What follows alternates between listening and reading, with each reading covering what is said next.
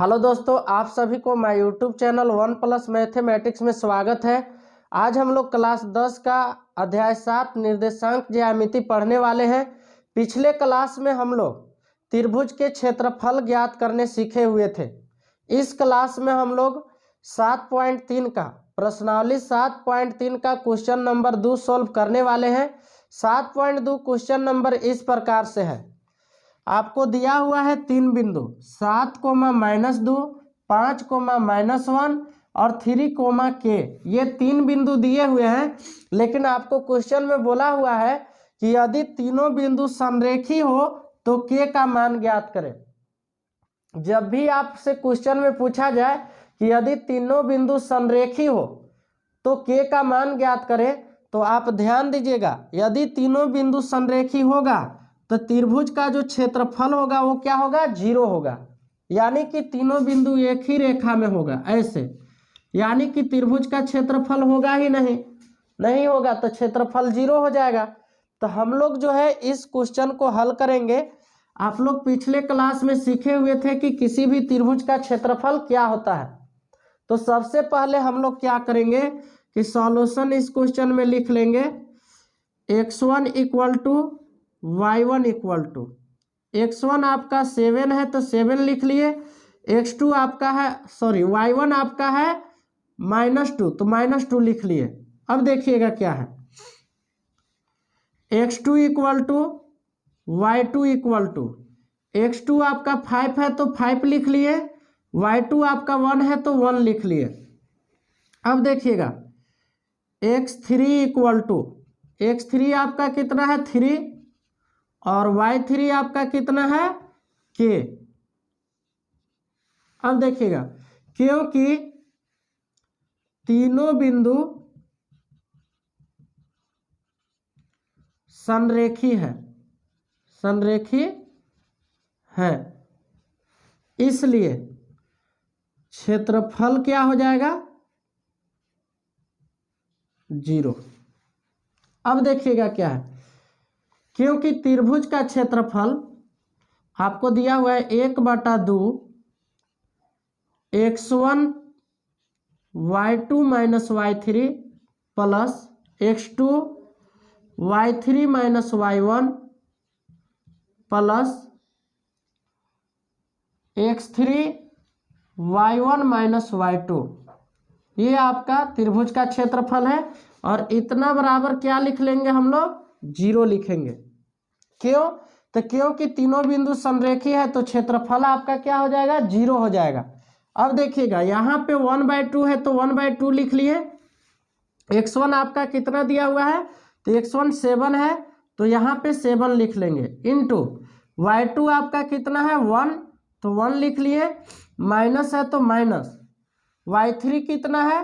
तो y3 आपका k है तो यहाँ पे k लिख लेंगे, प्लस है तो प्लस। x2 आपका कितना दिया हुआ है? तो x2 जो है आपका 5 है, इंटू y3 कितना है?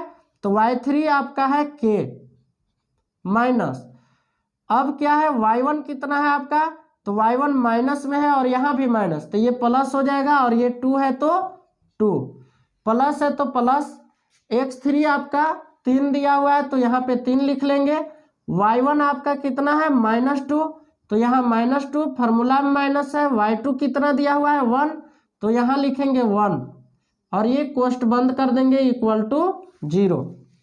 अब देखिएगा 1/2 लिख लेंगे, 7 है तो 7, या आप इस प्रकार से कर सकते हैं, 7 में 1 से गुना करेंगे तो कितना हो जाएगा आपका? 7, माइनस है तो माइनस, 7 से k में गुना तो ये आपका 7k हो गया, प्लस है तो यहाँ प्लस लिख लेंगे, 5 से k में मल्टीप्लाई करेंगे, गुना करेंगे तो ये 5k हो जाएगा, प्लस है तो प्लस, 5 दूनी 10।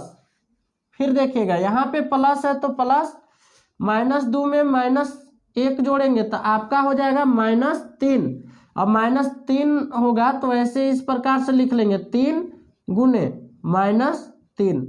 अब इसको कोष्ठ बंद कर देंगे, इक्वल में क्या है? 0। 1/2 है तो 1/2, ये आपका 7 हो गया, -7k हो गया, प्लस 5k हो गया और ये +10 और plus minus minus 3 × 9 equal to कितना लिख लेंगे 0। अब देखिएगा क्या है, यहाँ पे इसे हम लोग हल कर लेते हैं। 1/2 है तो 1/2 लिख लेंगे, इंटू में क्या है, तो यहाँ पे देखिएगा प्लस में 7 है और प्लस में 10, 17 हो गया। और ये -9 है तो -9 लिख लेंगे। इसके बाद देखिएगा माइनस में 7 के और प्लस में 5 के, तो माइनस यहाँ पे बच गया 2 के और इक्वल टू क्या बच गया 0। अब देखिएगा 1/2, 17 में से 9 घटाएंगे तो आपका 8 बच जाएगा, -2 के और इक्वल टू 0। इससे इसमें मल्टीप्लाई करेंगे तो 8 - 2 के बटा में आपका क्या हो जाएगा, 1/2 से 8 में गुना करेंगे, सॉरी यहाँ पे देखिएगा क्या होगा, इससे इसमें गुना करेंगे तो 8/2 हो जाएगा, माइनस इससे इसमें गुना करेंगे तो 2 के बटा 2 इक्वल टू कितना लिख लेंगे 0। अब देखिएगा 2 है तो 2 लिख लेंगे और यहाँ एलसीएम 2 हुआ तो 8 माइनस इसको 2 के लिख लीजिए इक्वल टू 0।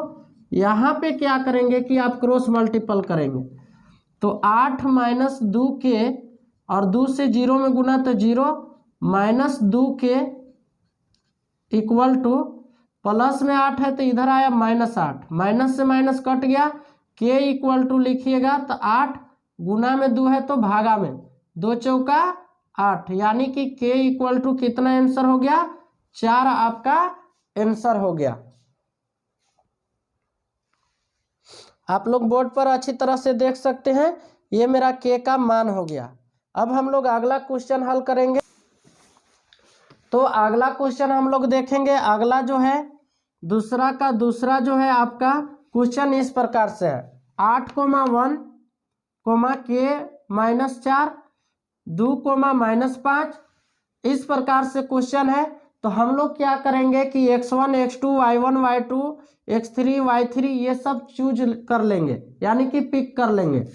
तो यहाँ पे देखिएगा x1 इक्वल टू कितना है 8 तो 8 लिख दिए, y1 1 है तो 1 लिख दिए, x2 आपका k है और y2 -4, x3 2 है तो यहाँ पे 2 लिख लिए और y3 जो है आपका -5 है तो यहाँ पे -5 लिख लिए।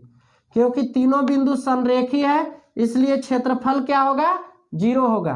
तो त्रिभुज का क्षेत्रफल क्या होता है वो हम लोग लिख चुके कि 1/2 x1 y2 - y3 plus x2 y3 - y1 plus x3 y1 - y2 equal to 0।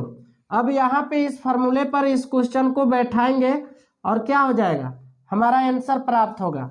देखिएगा 1/2 x1 कितना है 8 इंटू y2 आपका कितना दिया हुआ है तो y2 देखिएगा तो -4 है, माइनस फार्मूला में है, y3 कितना है -5 और यहाँ भी माइनस तो ये +5 हो गया, प्लस है तो प्लस, x2 आपका कितना है तो x2 k है तो k लिख लिए, y3 कितना है तो y3 -5, यहाँ पे -5 लिख लिए, माइनस फार्मूला में दिया हुआ है इसलिए यहाँ पे माइनस लिख लेंगे। y1 आपका कितना दिया हुआ है तो y1 1 है तो यहाँ पे हम 1 लिख लिए, प्लस x3 आपका कितना है 2 तो यहाँ पे 2 लिख लिए, y1 कितना दिया हुआ है y1 1 है तो 1 माइनस, y2 आपका माइनस में है तो माइनस यहाँ भी है तो प्लस हो गया, 4 है तो 4 और ये कोष्ठ बंद करेंगे इक्वल 0। अब देखिएगा बहुत ही आसानी से सोल्व होगा, 1/2 ये 8 हो गया और ये 4 में 5 जोड़ेंगे तो यानी कि गुना में 1 बच जाएगा, क्यों 5 में से 4 गया 1 प्लस यहाँ पे -5 और -1 -6 होगा और k से गुना करेंगे तो -6k हो जाएगा, ये प्लस है तो प्लस 4 और 1 कितना हो जाएगा 5, ये 2 है तो 2 है तो 2 लिख लिए और 4 और 1 5। अब देखिएगा इक्वल टू कितना हो गया 0, 1/2 हो गया, 8 में 1 से गुना करेंगे 8 है आपका और प्लस माइनस -6k हो गया ये और प्लस 2 × 5 = 10। अब देखिएगा क्या है, यहाँ पे लिख लेते हैं 1/2 है तो 1/2 लिख लेते हैं, ये 0 है बराबर में, और 8 और ये 10, ये आपका हो गया 18 और -6 के इक्वल टू आपका हो जाएगा 0। अब देखिएगा ये हो जाएगा आपका 18/2 माइनस 1 से 6 में तो 6 के, और नीचे में आपका क्या हो गया 2 इक्वल टू कितना 0। अब देखिएगा 2 आपका एलसीएम हो गया तो ये 18 - 6 के हो गया इक्वल टू 0। क्रॉस मल्टीपल यहाँ पे कर लेंगे, 1 से इसमें तो 18 - 6 के, और 2 से 0 में गुना करेंगे तो 0, -6 के इक्वल टू कितना हो जाएगा, प्लस में 18 है तो -18, माइनस से माइनस कट गया, के इक्वल टू हो गया 18, गुना में 6 है तो इसको भागा में लिख देंगे, यानी के इक्वल टू आपका जो है 3 आंसर हो गया।